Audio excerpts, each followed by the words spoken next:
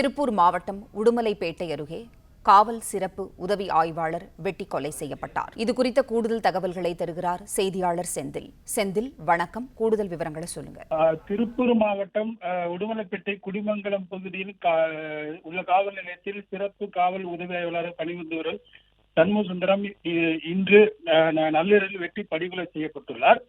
திருப்பூர் மாவட்டம் உடுமலை அருகே சிக்கனூத்து பகுதியில் அதிமுக மடத்துக்குளம் சட்டமன்ற உறுப்பினர் மகேந்திரன் என்பவர் சொந்தமான தோட்டத்தில் பணியாற்றும் திண்டுக்கல் மாவட்டத்தைச் சேர்ந்த தந்தை மற்றும் 2 மகன்கள் ஆகியோர் நேற்றிரவு குடிபோதையில் ரகளை செய்வதாக குடிமங்கலம் காவல் நிலையத்துக்கு தகவல் கிடைத்தது.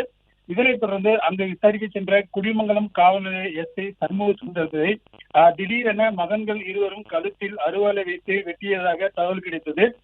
இதனைத் தொடர்ந்து சண்முகசுந்தரம் சம்பவ இடத்திலேயே உயிரிழந்தார்.